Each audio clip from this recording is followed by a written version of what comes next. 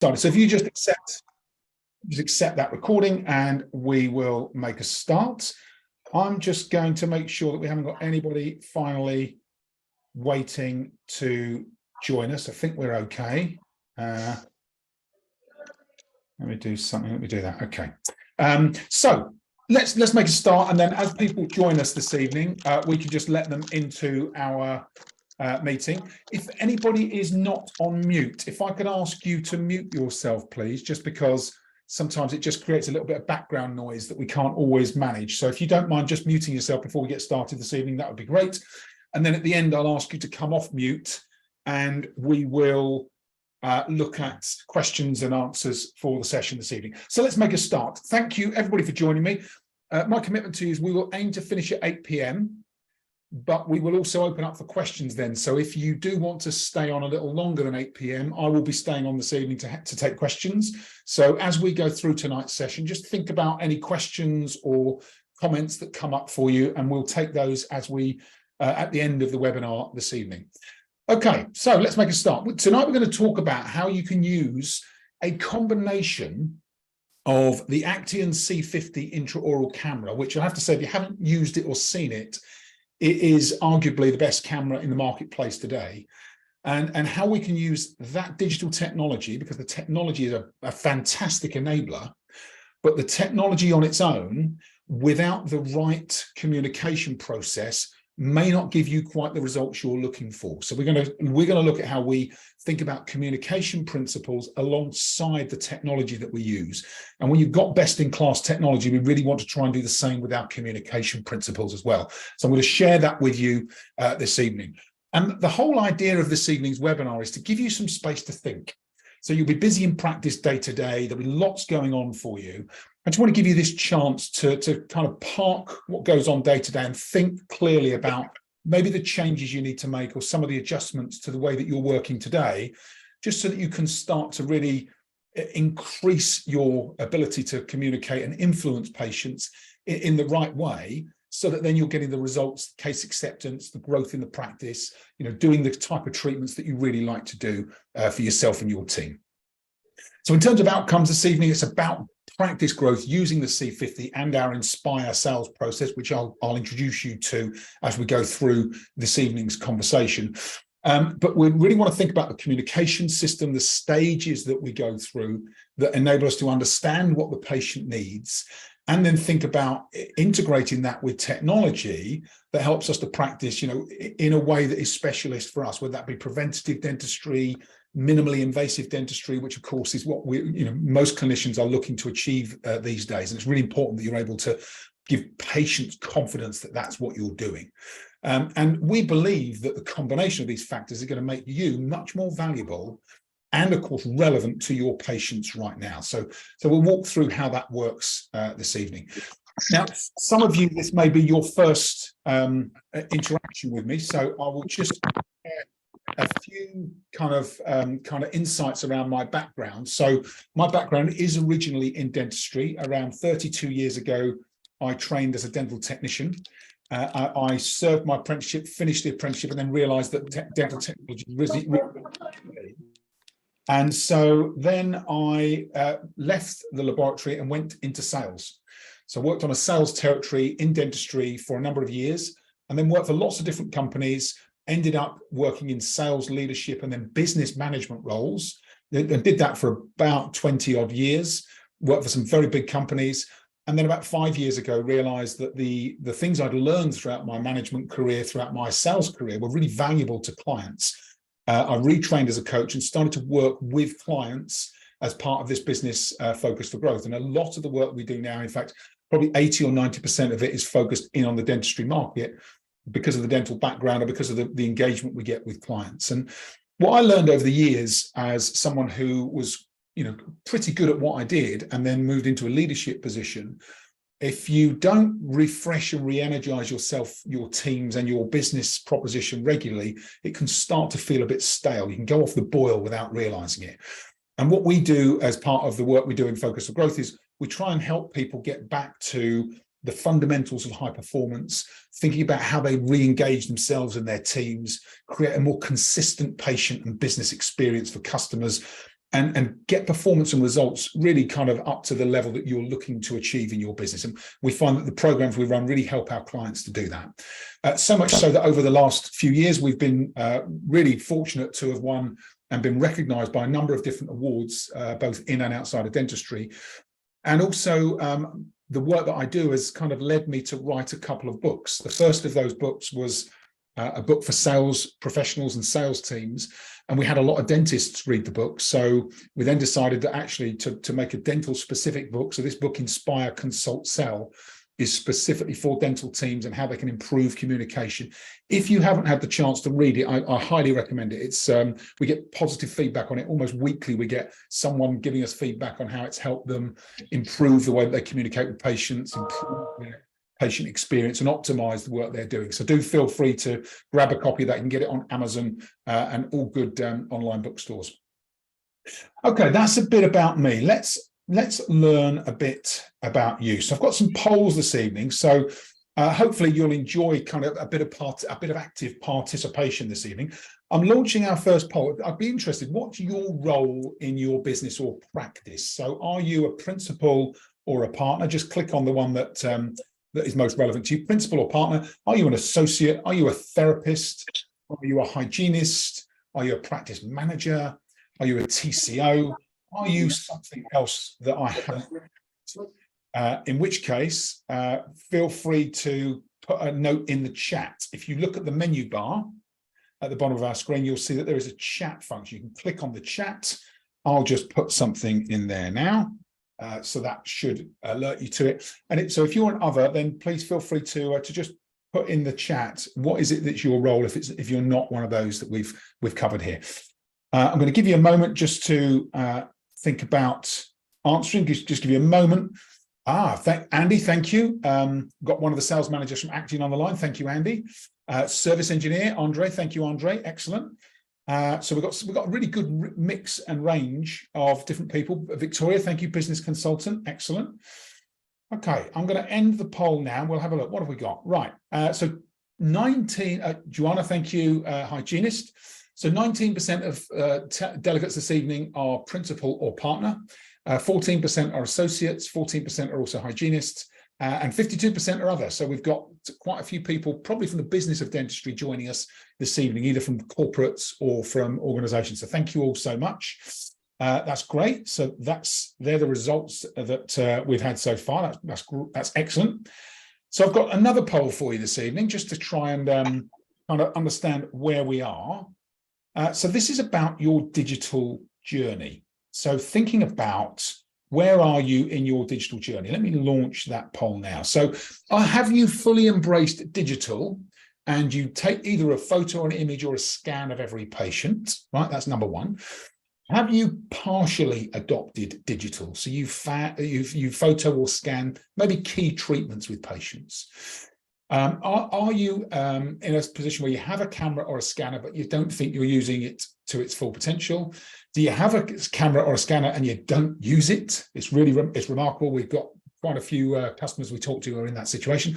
Are you considering it an IOC or an iOS, intraoral camera or intraoral scanner? And I love this one, right? Just a bit of fun. What's an IOC or iOS? If you don't know that, you might be on the wrong call. Or are you somewhere else in the process? If you're somewhere else in the process, just drop that in the chat for me, please, if you wouldn't mind. Okay, let's have a look. Let me share the results. That's interesting. So we have 9% of people have fully embraced digital. They photo or scan every patient. Excellent. 18% have partially adopted digital, photo or scan key treatments. 9% have a camera or a scanner not using it to its full potential. Same with not using it at all. Have a camera scanner not using it. 18% of you are considering introducing an IOC. Someone got the joke, said, what's an IOC? And then other people are 27% of people somewhere else. So someone says both for demonstrations. Okay, thank you. If you're at somewhere else in your journey, just let us know in the chat. Okay, great, brilliant. So that's where we are in our final poll now, and then we'll get started. So this is for people kind of clinical, but if you want to answer this in a capacity where you're thinking about your business, then feel free to do this. If you think about your team's biggest challenge in patient consultations, you can think about this in customer consultations, I guess.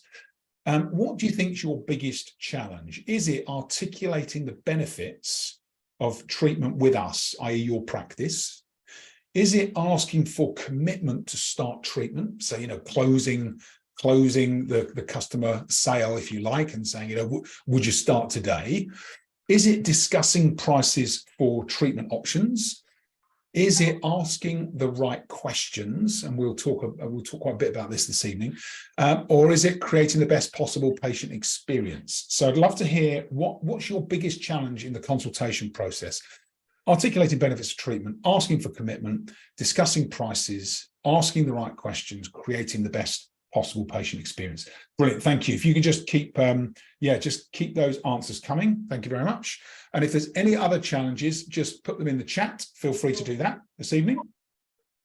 Okay, I'll give you just a moment to finish off. If anybody hasn't had the chance to type a poll, feel free to do so. I will ask you to mute again if you don't mind. If you're not on mute, then please feel free to do that.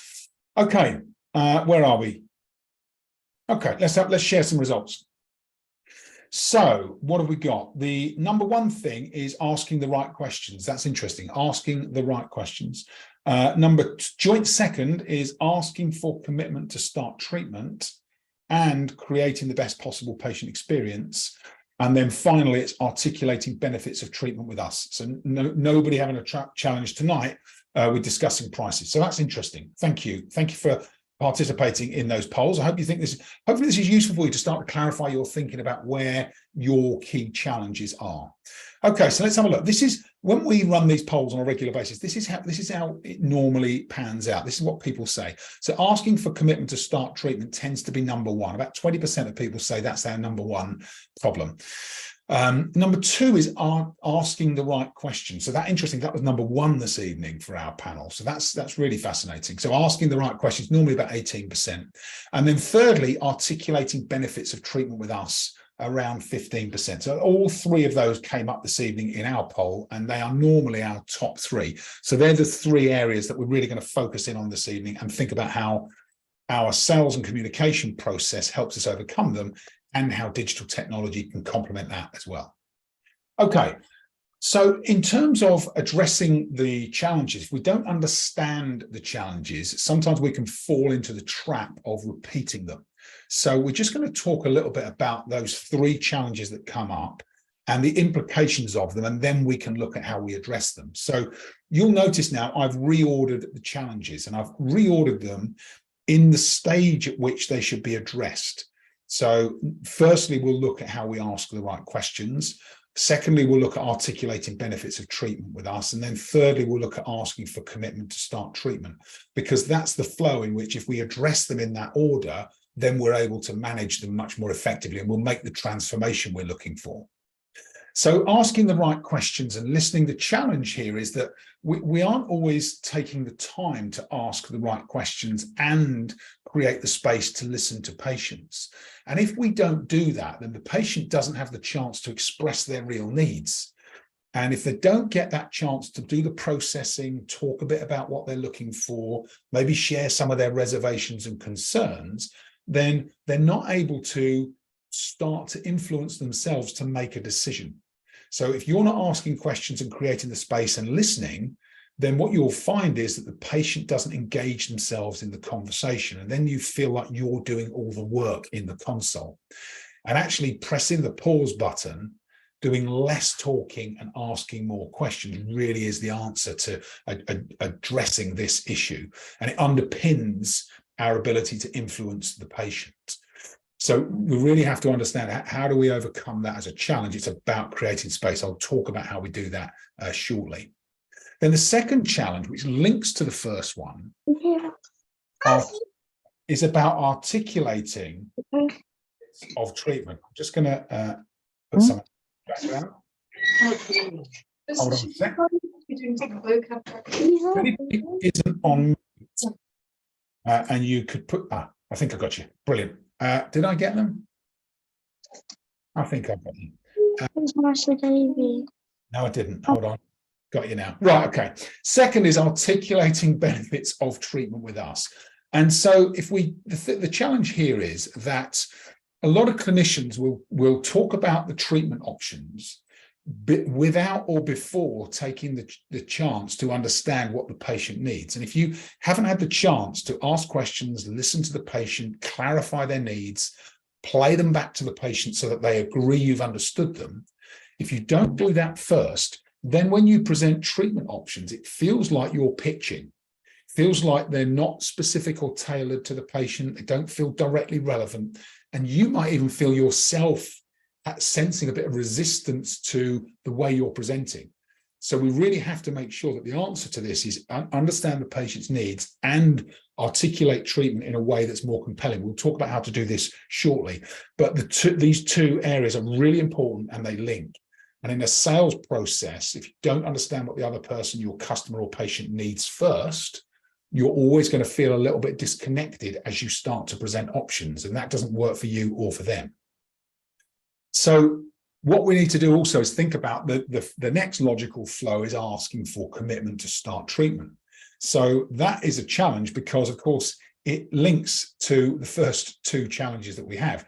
If we haven't understood the patient's needs, and then we're inadvertently kind of over talking and pitching treatments, just saying, here's what we need to do, then if you sense the resistance and disengagement from the patients, then you don't feel confident to ask for commitment because something doesn't feel right in the consultation. And you're right, it doesn't feel right for the patient or for you.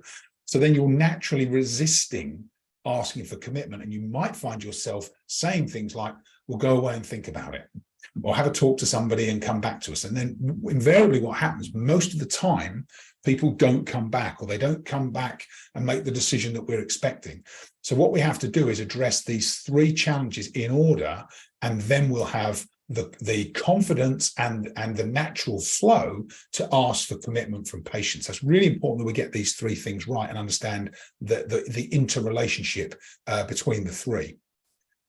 And really, we need to think about it like this. Over here on the left, as clinical dentists, this is what you think is important to the patients. There's lots of information that you think, I've got to make sure the patient understands all of this stuff. But on the right-hand side is what the patient's interested in. And you'll see this overlap isn't as big as you perhaps at times think it is.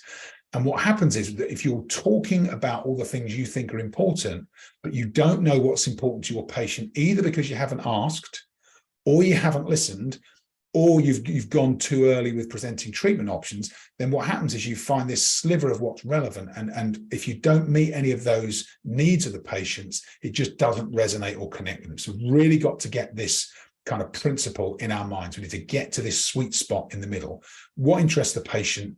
What's important for them to know? And from there, we can move forward with treatment recommendations. And I want to share with you a kind of patient journey slide that we find really useful to share with our clinicians and our customers, so they start to think about what are the stages of the patient journey, what are the stages of our consultation process, and how do the two align so that we're able to make sure it meets the patient's needs. And when we first started to design this, it was really useful because it just gives you the awareness. So let's talk through it. If you think the patient journey is on the left and our process, our consultation process, will be on the right. On the left-hand side, the patient starts their consultation with us, usually unaware that they've got something that needs addressing, or unaware that there is an opportunity to transform their smile or improve their aesthetic.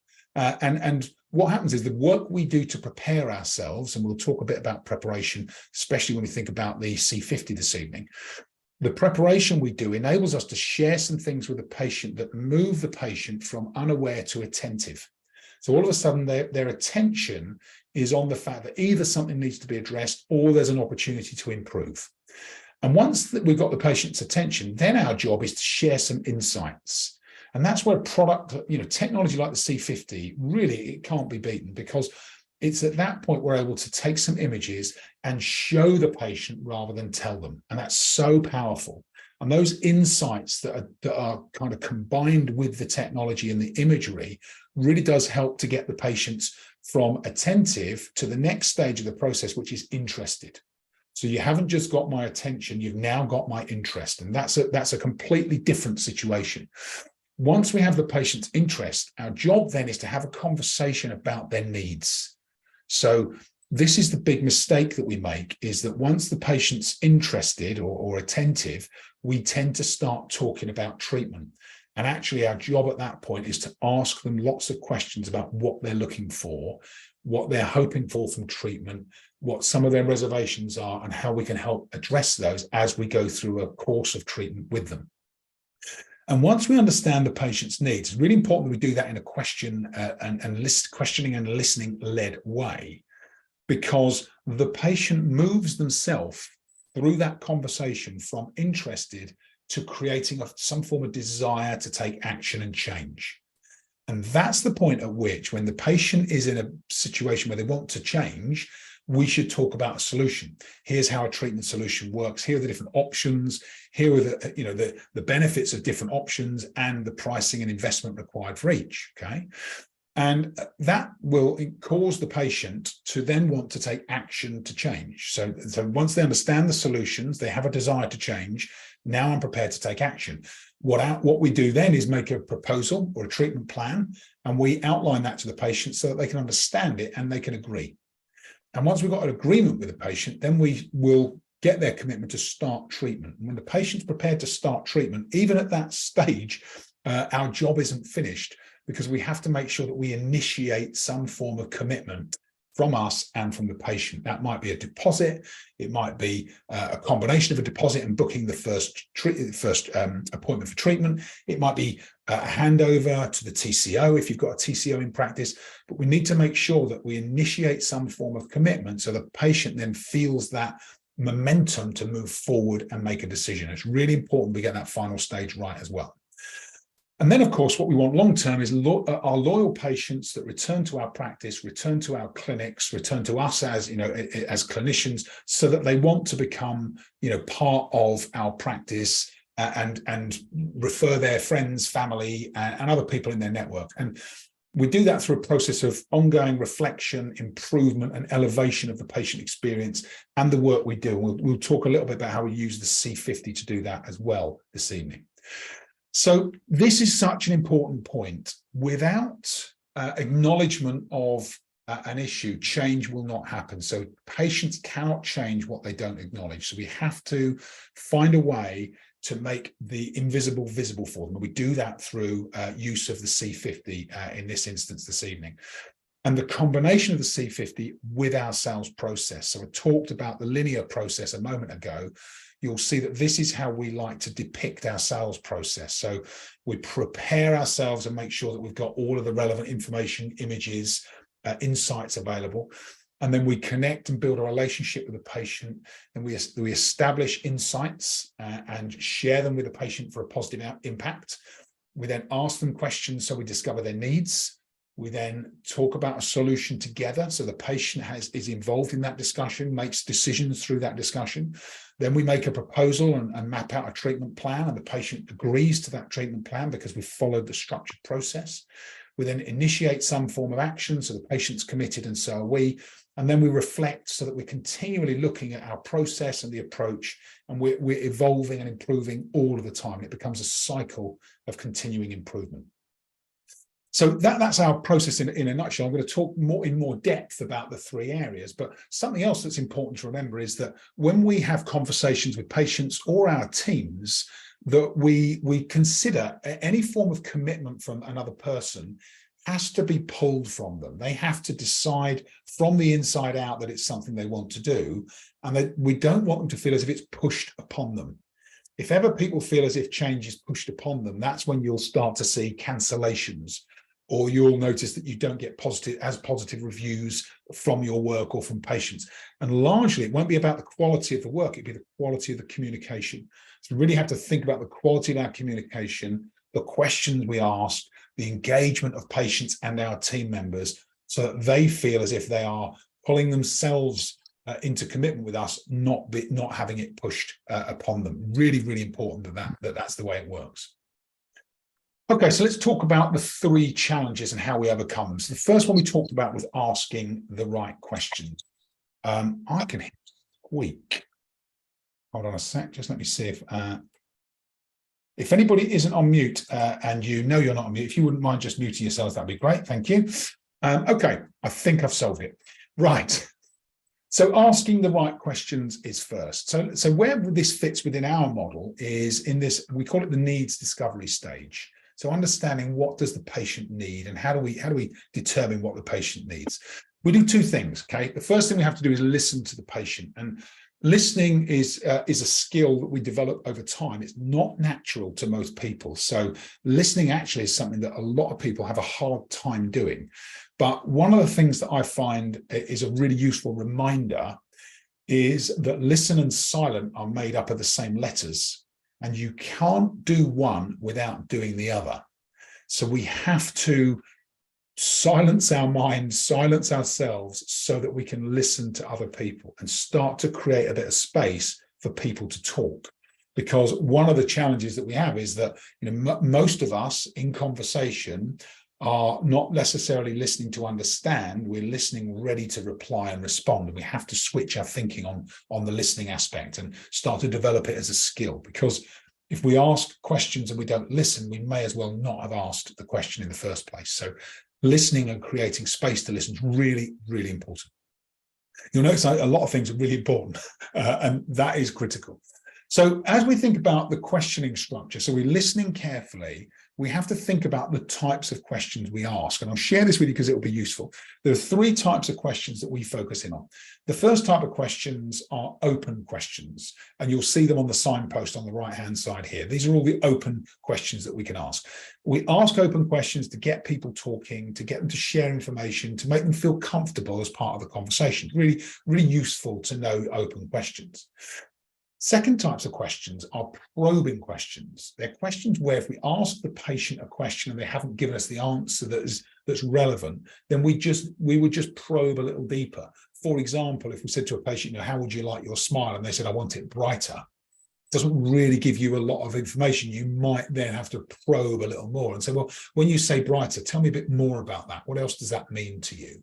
So that you're really understanding what the patient really means rather than just what they tell you, you know, in the first instance. So we keep probing as part of that questioning so that we really understand what patients are looking for.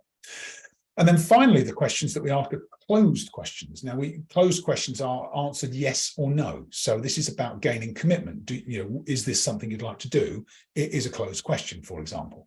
So we have to know which types of questions we're going to use and where in the process to use them. So let me show you how that works on our patient journey slide. So if you think about at the start of the consultation, early in the conversation with a patient, we want to be asking open questions. What is it they're looking for from treatment? What's the ideal outcome? What are some of the challenges that they might face? What are some of their reservations that we can help them with?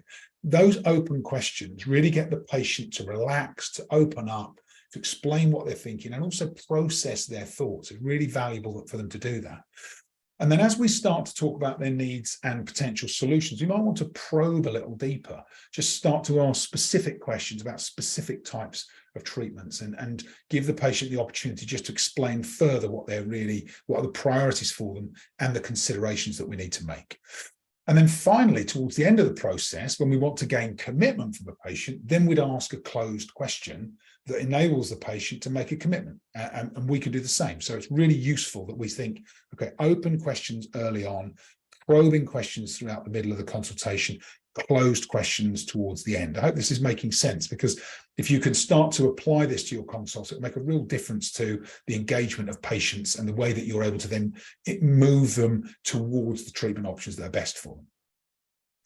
And one of the things that we've done in our business, and we work with our clients in courses and in programs, is to create what we call must-ask questions. So what are the must-ask questions that you should be asking in your consults with patients, so that regardless of the treatment option and the type of patient it is, you know the types of questions that you should be asking so that the patient gets the chance to process their thinking. If you haven't taken the time to just map these out for your teams and for yourself, it's a really valuable exercise, and we would love to help you with that. If it's something that you feel free to contact us. I've got some details at the end, but those must ask questions are vital to being able to consult with your patients more effectively. So that's asking the right questions. There's a lot in there, and there's a lot more we can do. We go quite deep into questioning structure. So next, it's about how we articulate benefits of treatment. And this is all about discussing a solution with the patient. How do we do that in the most effective way possible? And we have to think about cost and value, and being able to articulate the value of what we deliver to patients. Because if we can't do that effectively, then cost always outweighs value. And you will hear patients say things like, "Oh, that sounds expensive," or, "Can I have the cheaper option?" Or, and that because they don't understand and you haven't articulated the value. And there's three things we need to think about when we think about articulating value to patients. We think about features, and we think about advantages, and we think about benefits. And what that means is that if we talk about features, so for example, if we talked about, big thing at the moment is clear aligner therapy. If you thought about it being a clear material, that's a feature. It's kind of trivial.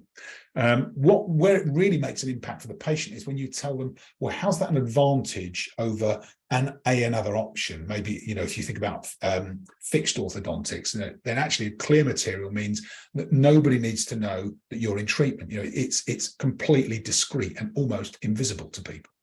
And then the benefit of that might be for that specific patient. If that patient does want discretion, if they're looking for treatment that enables them to live their life normally without having to tell anybody or disclose that they're in treatment, then actually it meets that as a benefit for them, if that's what they're looking for. So being able to articulate the three kind of pillars of, this is what our treatment solution does, this is the advantage it offers for patients, and this is specifically for you, how it benefits you based on what you told me. It's a really useful way of kind of joining up the dots for patients between what we offer as in treatment and what they're looking for as an outcome for themselves. So really important that we do that.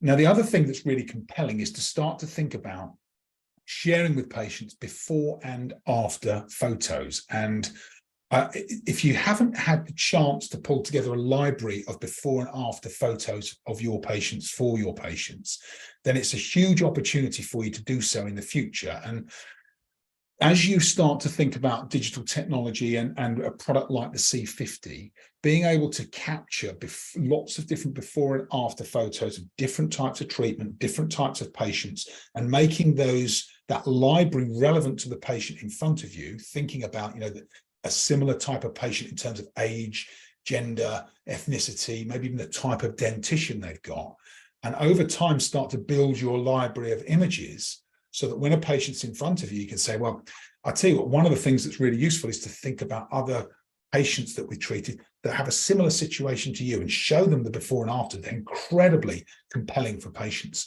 So as well as understanding how to articulate it, also having your library of images and documentation so that you can share what a successful outcome looks like for that patient really engages them and gets them on board with the commitment they want to make to treatment.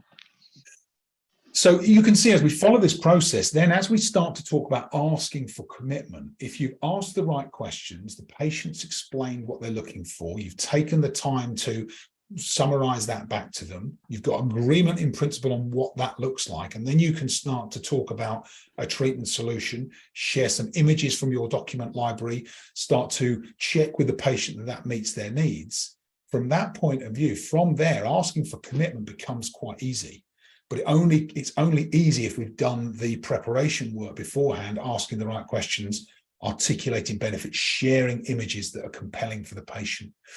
But once we get to this stage, and this stage we call it our proposal agreement stage, then what we can do is start to make proposals to patients. And one of the ways that we like to do this, and this has been proven over and over again to be really successful, is to use this stage we call pre-commitment. And I've got a picture of Ryan Gosling in a bar. I can't remember the name of the film. If you haven't seen it, it's a great film.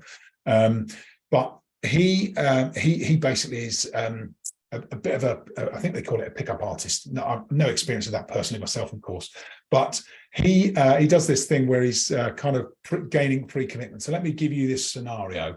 You're in a bar, and you see the look, you see somebody you like the look of, and you might go up to them and say something along the lines of, you're having a conversation, you say, well, out of interest, if I were to ask you out for dinner, what would you say?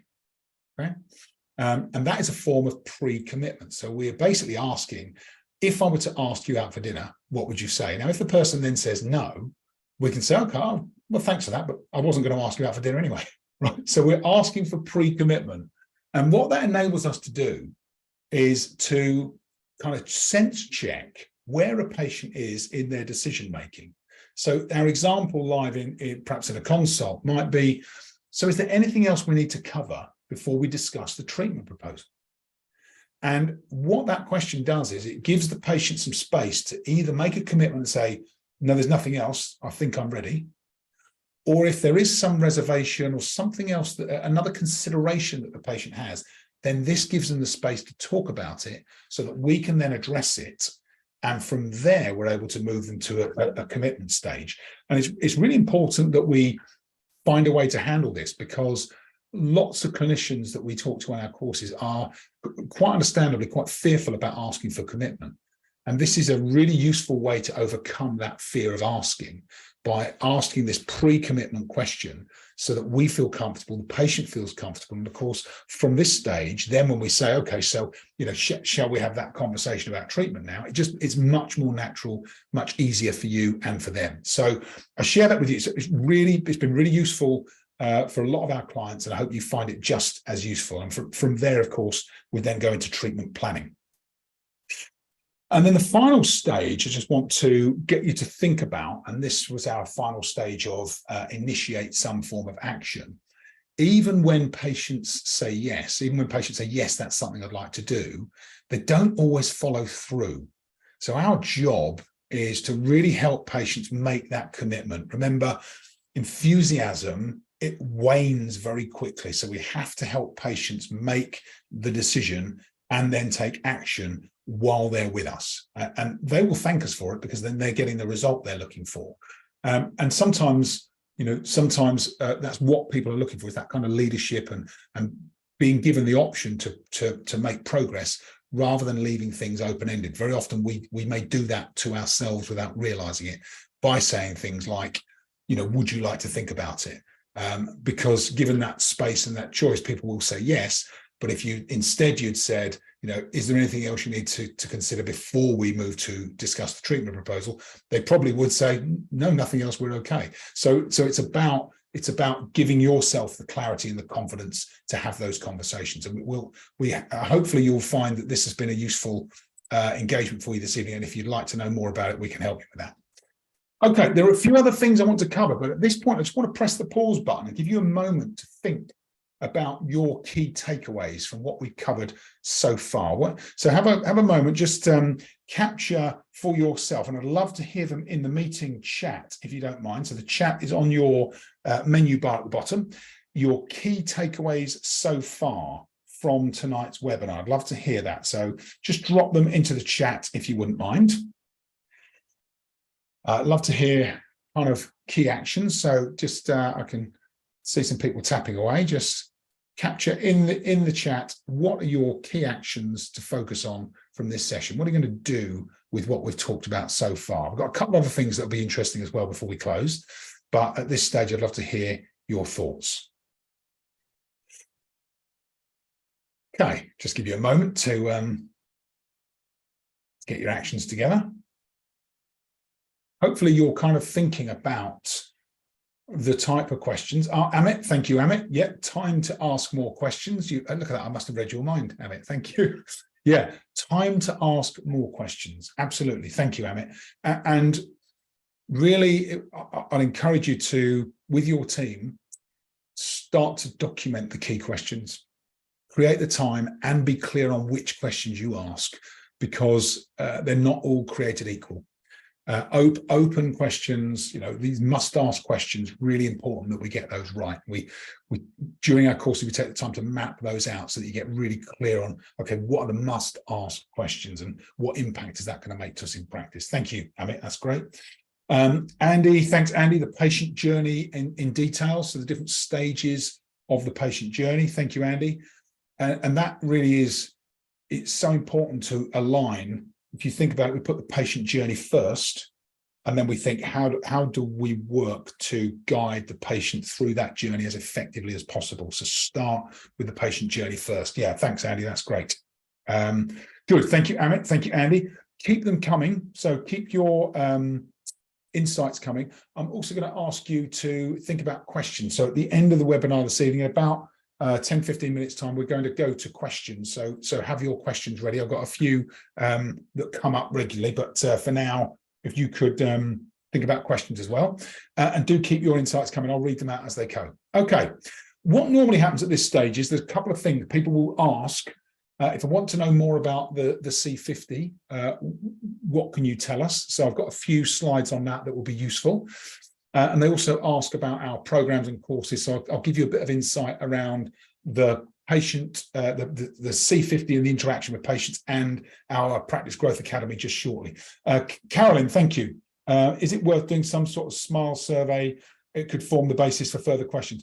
Great idea, Carolyn. Yes, 100%. And I would do that very early in the process. If you can do that before patients come into the clinic, and if for those of you, I'm sure most of you know what a SMILE survey is, but it's simple questions that just get the patient to start to rate and rank themselves against their satisfaction with their smile. Really, really useful, Carolyn. Great suggestion. Yeah, and that can then really be a valuable tool that you can use as part of your questioning with the patient. And I know a lot of doctors are starting to do this now. So yeah, thanks, Carolyn. Good suggestion. Great suggestion.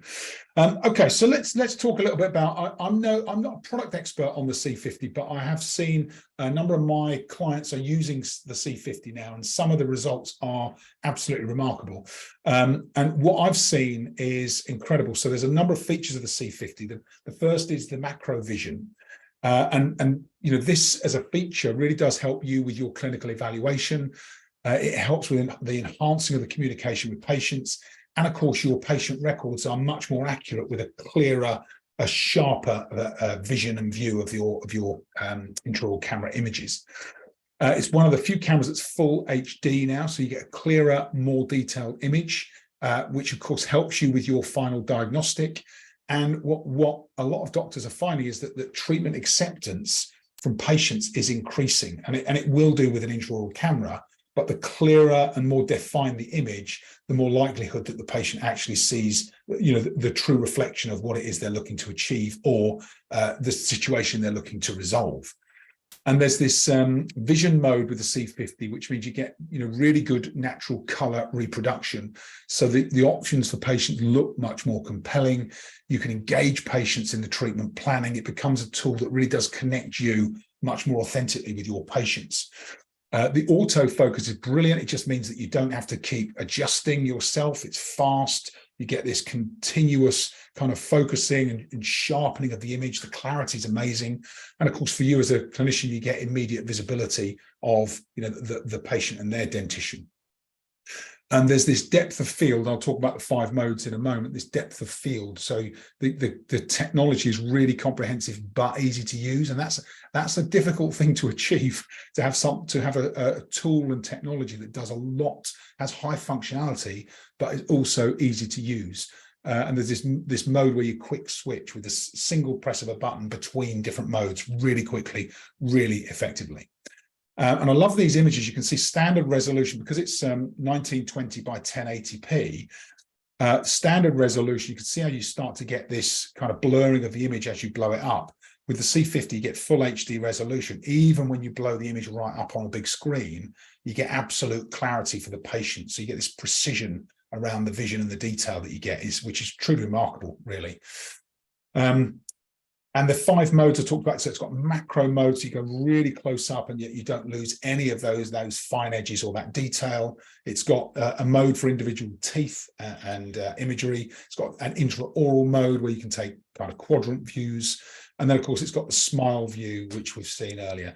And there's even a portrait view. So if you want to take images of the patient in the chair, you can actually use it almost as a normal HD camera. It's quite remarkable, the flexibility and the function of the C50.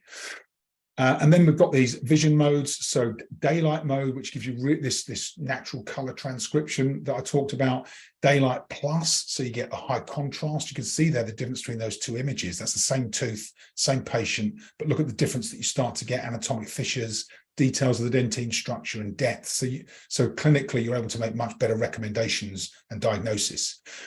And it's got these other couple of modes which are amazing. The perio mode, which helps you to enhance dental plaque and gingival inflammation through chromatic amplification. So if you've got a patient that that really does need to be kind of, I guess, to a certain degree, guided on their periodontal treatment, you've got this option in the camera to really help them see the severity of their situation. And then finally, cario mode. So caries detection by fluorescent light, fluorescent LEDs. So you'll know when you're diagnosing carious lesions. It's really useful for if you're excavating or conducting a restoration, you'll know whether you've removed all the caries as well. So it really does become a tool that helps you to manage that minimally invasive and kind of proactive prophylaxis of patients. So in terms of the C50 and its offer, it's a complete tool for perio and cario modes. Really easy to use. As I'm not an expert on it, but even I can use it. It's got plug and play, so you just literally all you need is a laptop and the right driver, and you're away. Really good imagery, and this freedom, because you've got compatibility with all laptops, Windows or Mac. It really does give you lots of options and flexibility. Now, if you haven't got to the C50 yet, you haven't seen one yet, then these are the team. If you haven't met your Acteon team yet, you're really missing out. They're great group, and you'll see the names. So feel free to take an image of or take a picture of that image on the screen. And what the Acteon team have kindly offered for people attending the webinar is they'll get free installation and clinical training on the C50 for anybody that follows up with the team and makes a purchase after tonight's webinar. So really great. You've got Brian up in the north. You got, or in Scotland, I should say. Scotland's in the north. You got Martin in the north, Louisa, kind of London in the south, Chris in the southwest, and Tyrone on the south. Kevin is the digital imaging manager. There's a band of territory in the middle that the team share as well. So if you'd like to reach out to the Acteon team, they'd be very happy to have a conversation with you and talk about what they can do to help you improve your clinical imaging in practice. And then, so we have the other question we get is our Practice Growth Academy. So what does the course look like? So we take people on a 2-day transformation, and we really go through all of the models in depth. We're delighted that this webinar is in partnership with Acteon, so is our course. So we hold them at the Acteon offices in Cambridgeshire. It's a fantastic venue, really great location, just off the A1. Good access from M1, A1, A14, good access from London as well. So lots of options to join us at the Acteon head office. The team there are brilliant. They make everybody really welcome. And what we do is take you through a process where we start with what we call our patient experience scorecard. So we get, it's a link to a platform that helps you to run a diagnostic on how well you're conducting your patient consultations at the moment. And all of your team can take that. I'll share a link with you in a moment to that resource. You get a personal development report and recommendations, and you can do that even if you don't come on the course. So that's a tool that's really valuable. We then we have a launch call ahead of the 2 days. We assign people accountability partners. So we start to help you to think about who are you going to work with and how do you become accountable to make the progress you're looking for as part of the program. And then we have a 2-day training and coaching workshop where we go through the models in depth. We give you plenty of practice opportunities. We get you to think about different types of patients, map out your must-ask questions, map out your treatment solutions and the best way to present those to patients. We give you copies of the book, Inspire, Consult, Sell, and we have this online program that's got all of the different modules in a video-based program so that you can revisit it any time in the future. And then we use this wonderful Inspire toolkit. It's like an electronic tool in an Excel document where you build out your plan and your must-ask questions and your features, advantages, and benefits. And it becomes a workbook and a toolkit that you can share with your practice team so that everybody starts to understand what it is you're trying to achieve in your consults. And then we follow up our 2-day program with a 90-minute coaching web class. So you get a 90-minute group coaching call with everybody that's on the course to help you with implementation and adoption after the 2 days together. And then beyond that, we have some options for mastermind coaching groups. But we find that as a structure for our courses, because it gives you the launch option, the accountability partners, and the post-course follow-up coaching call, really powerful way for you to get that implementation into practice, not just go on the course and then kind of go off and be left to implement yourselves. I mentioned the patient experience scorecard. Feel free, there's a link on this slide. You can see it, patientexperience.scoreapp.com. I'm happy to share these slides with you. We will email these slides out to you afterwards so you can click on the link. But you can take this scorecard. It takes about 10 minutes to complete. It's not long, but it will give you this personal development report, all these recommendations, and it starts your journey of trying to improve your consultations and start to map out the best way for you to be presenting treatment options to patients. So feel free to give that a whirl after tonight's webinar. This is our toolkit that I mentioned. This is the document, or the Excel document we use to support you through the program. So you've got everything in one place. There's no paper. It's all electronic. Save it on your laptop. You can email it literally in the click of a mouse to anybody else in the practice. It really does help you to manage your implementation of the program content. Okay, and in terms of the Practice Growth Academy 2-day workshop, I said it's at Acteon in Cambridgeshire. We are limited to 20 places. Our next date is Wednesday the 5th and Thursday the 6th of July. Registration is now open. You can either contact myself or Teresa is on the call, Teresa Chapman at Focus for Growth, and we'd be happy to have a conversation with you about the next program with our partners at Acteon as well. Okay, I just want to share a couple of other things with you that hopefully will be useful to you on a practice level and thinking about your practice as a business. There are a couple of things that we do at Focus for Growth that have been useful. So the first is to think about our mission. What is it we're trying to achieve? And we really are passionate about bringing world-class business best practice to dentistry, to our clients in dentistry. The things we've learned, I've learned personally over the last 30 years in different businesses that aren't always applied in a practice, aren't always applied in a business. So we try and bring some of that best practice to our clients. And when we do, what we find is that we see their results and performance improve. So they become market leaders and they start to, compete at a different level in their own marketplaces. And of course, we then encourage them to think bigger than that and what's the positive impact they can make for their communities and ultimately in the world. And what we do to try and emulate that in our own business in Focus for Growth, we have these 5 values. I won't talk about them all, but I will talk about the top one. And it is about being a force for good, thinking about our opportunity as a business team to do something more meaningful. And we have a number of ways that we do that. One is that we are advocates for the United Nations Global Goals. And if you haven't looked at the United Nations Global Goals, it's really worth a bit of research. So these are 17 goals that have been developed by world leaders and business leaders to help improve life on planet Earth. And what they say is that these 17 areas, if we focus on them, we will improve life on Earth for everybody. And because, of course, 17 goals are a lot of areas to work on, what they say is pick one that's meaningful to you and become a champion and an advocate for it. So our goal is goal number 8, which is decent work and economic growth. And we genuinely believe that's something we impact daily with our clients and the work we do through our networks. And we're also proud members of the 1% Pledge, where we pledge 1% of time and resources to worthy causes. And one of the ways that I do that personally is that I lead a men's mental health group called Walk and Talk for Men. And I founded the group in Cambridgeshire it's just over 2 years ago. It was January 2021. And what we do is we meet regularly. So we have a couple of walks a month. You can see the calendar here. And we create an opportunity for men who might be struggling or might need some support, just to come together, be part of a community, talk about what's on their mind, and start to give them some support that is missing, unfortunately, in the healthcare service right now. There's not a lot of support and provision for mental health.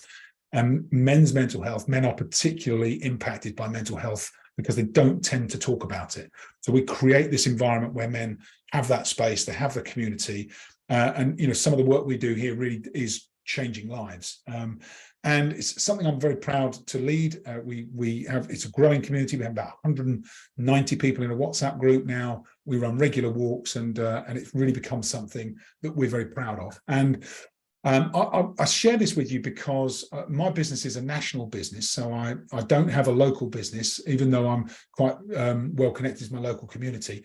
But it always makes me think, if I had a dental practice and I was active the way I am in my local community as a dental practice owner, it would really engage my patient base. So hopefully this is also an opportunity for you to think about your practice, your business team, and think, actually, are there things we could be doing that connect us to our local community or our customers and really resonate with them and help us to make a bigger impact in a positive way for them. Okay, final couple of things, then we'll go to Q&A.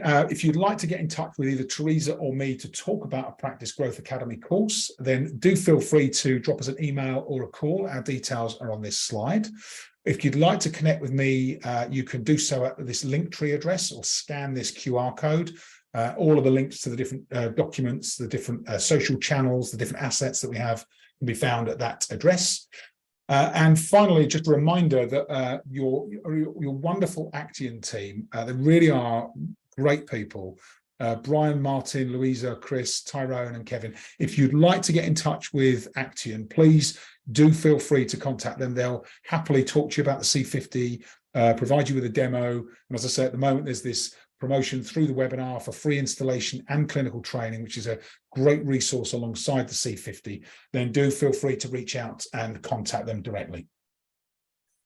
Okay, that is the end of the content for this evening. I'd love to open our line up to questions. You've got a couple of options.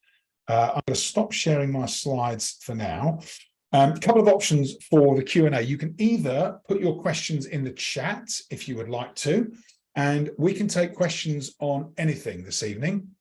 And I see there's a brilliant conversation been going in the chat already this evening, so thank you for handling those conversations in the background. But I'm delighted to be joined by Stancy and Kevin from Acteon this evening. Stancy and Kevin, thanks so much for staying on late and joining us for the Q&A. If anybody has questions, so if you'd like to ask questions about the C50 or indeed any of the Acteon portfolio, I guess, Kevin, Stancy, is that? Yeah. Yep. I mean, as long as people want to stick with ones for questions.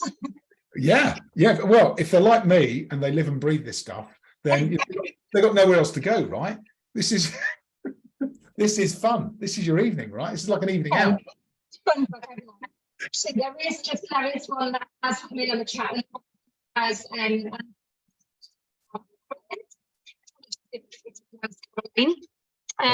Stancy, sorry, I couldn't really hear you. Were breaking up then. Sorry, I'm just saying there was a question on the chat from Carolyn during your presentation. Kevin has answered it, but just for the benefit of the rest on Carolyn asking if it's like a digital version of disclosing solutions. It absolutely is, Carolyn. It is the 21st century way of digital disclosing. So you tablet, there's no soft tissues. You, at the flick of a button, you click between the different modes to take you from daylight mode to carry mode to carries mode. I know Kevin said that he's more happy to details. And if anyone wants to understand more about how the technology actually works, then we'll be more than happy to help you. Kevin is our digital imaging manager, so he is the guru of the camera for us in the UK.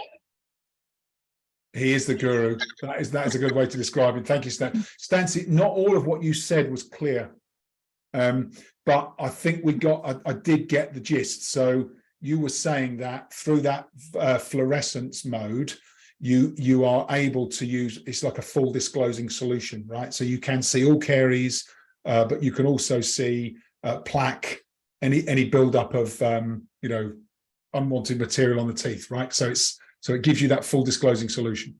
Yeah, absolutely. So it's the chromatic amplification that enhances the plaque and the biofilm, so that you can really educate your patient into understanding their oral health. Yeah. And you can also print a report. So giving patients something, you don't really give them the images of the mouth when they're in surgery with you, so that they can understand their treatment plan and that all etc. But you can print a report for them to take home that will have specific oral hygiene instructions on there. Brilliant. And then it's the fluorescent technique that's created by the LEDs in the caries mode that shows the changes in the dentin and the dentition of the teeth and highlights areas that could be potentially carious. Yeah, brilliant. So from a preventative perspective and a minimally invasive, procedure perspective, it gives you that real confidence that you're making the right recommendations for patients. Yeah, absolutely. Yeah. And the confidence for the patient that, pictures speak 1,000 words. So it's the confidence that they're actually visually seeing themselves what their oral health status is, not just trusting I'm not saying that they wouldn't trust their dentist and their clinician, but it just backs up their words with a photographic image that speaks 1,000 words. Yeah, and gives I guess as a clinician, gives you the confidence that not only are you making the recommendations, but you're evidencing the recommendations you're making, so that you're giving yourself and the patient that confidence. Yeah. Yeah, and from a medical legal point of view, you've got the images in the patient's record, especially, if you print off a report for the patient, you can get them to sign the declaration, say that they've understood the oral health status, they've understood the instructions that you've given them. And that's just another medical legal safeguard from a point of view as well. Yeah, kind of forms part of the consent, right? Absolutely. Yeah, very good, very good. Thank you, Stancy. So Caroline, thank you. Caroline, thank you for your question, and thank you for the answer, Hervé, as well. So thank you, appreciate that. Who else would like, if anybody would like to come off mute and on camera and ask a question, you are very welcome to do it. If anyone's feeling particularly brave this evening, you don't have to stick with the chat. You can join us online and ask a question. Would anybody like to do that? Who would like to ask us a question this evening?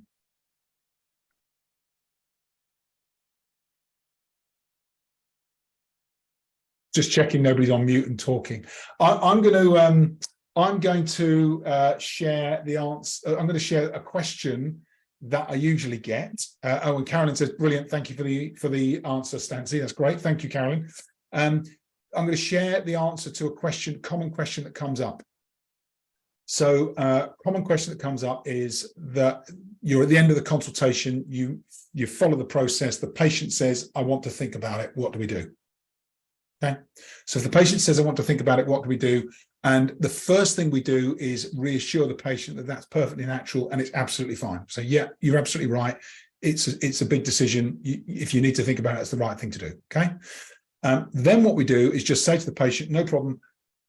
So would you mind me asking, what is it that you're considering?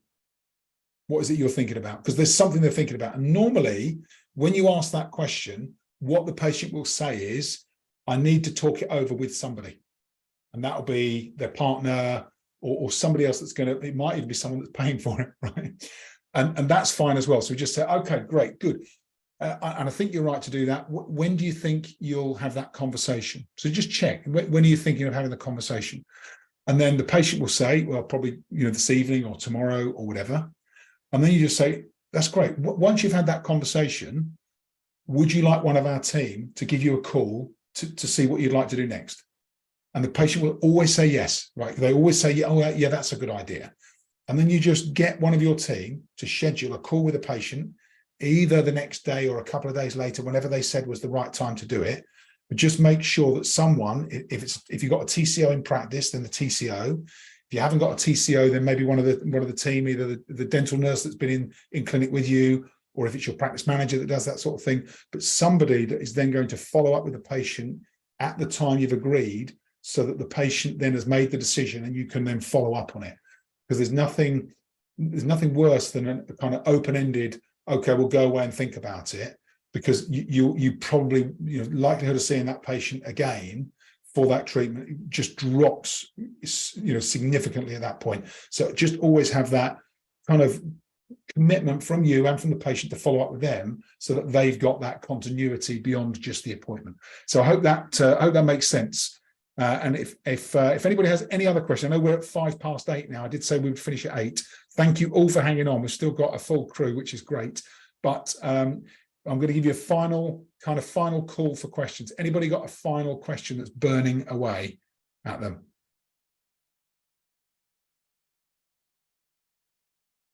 Can I just add just a quick comment, Justin, on top of what you've just said there? Another huge benefit of the camera and being able to give the patient a report to take home is that they've got that visual image to revisit. Yeah. It's one thing holding a mirror up and trying to see the teeth or show the person you're discussing it with, trying to explain to them and reiterate the words by the clinician. Plan with images are just more powerful than just trying to re-explain what they were told a few hours ago. And quite often, large treatment plans can be very, very overwhelming for the patient, and a lot of the information is lost by the time they've left the practice. Yeah, that's a really good point, actually, Stancy. Enabling your patient with the tools and the treatment plan, so they can then go and explain that really easily to whoever it is they need to, get on board. It might be a partner, it might be a parent, who knows, but so that they can then explain what it is they're trying to do, and it's not just them explaining it without some form of prompt or guide. Really useful. So you can see why treatment acceptance rates increase when you start to use this technology and you start to embed it into the patient journey and empower your patients to have that kind of information to take away with them beyond the practice. Yeah, really good. Thank you, Stancy. Excellent. Okay. Carolyn says, are there examples of OHI plan or treatment plan? What format do they come in? Do we email them straight to the patient? Thanks for the question, Carolyn. That's great. Yes, we do have some examples we can email you, but to be honest, you can absolutely tailor that treatment plan. You can have it exactly as you want it. So you have your practice logo on there, you have the patient details, you have the treatment plan, you can create a couple of text boxes. So what we recommend for oral hygiene instructions is that you may have some oral hygiene instructions that are on the template and used for all patients. A box to input specific oral hygiene instructions that are specific to that particular patient. So it could be a particular side of into dental brush, for instance. Yeah. So yeah, we can absolutely tailor it how you want, but we do have examples that we can show you as well. Brilliant. Thank you, Stancy. So Carolyn, the answer is yes.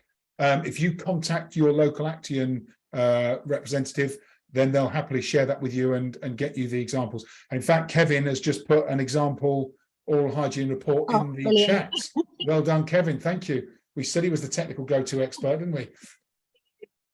Got fast fingers to type that in really quick, but that's actually an old one that the BSP we're using, so it uses our old camera, but so you can see the layout of the report, it'll do. Brilliant. Yeah, thanks, Kevin. That's superb. Stancy, Kevin, thank you so much. Carolyn, thank you for the questions. Everybody, thanks for still being here and for joining us for the webinar this evening and for hanging on. Thanks to Stancy and the team for supporting this webinar this evening. I've really enjoyed presenting and talking through it with everybody. If you would like to contact us, then do feel free. I will send you a follow-up email from today. And if you'd like to get in touch with any of the Acteon team or myself, I'll put all of our contact details in that follow-up email so that you've got a route to get some support and to have conversations. It's been a great session. Thanks, Stancy and the team. Thank you, everybody, for joining us, and I look forward to seeing you at a future event. Thank you very much. I'll see you soon. Pleasure. Thanks, everyone. Take care. Have a great evening. Thanks, everyone. See you. Bye.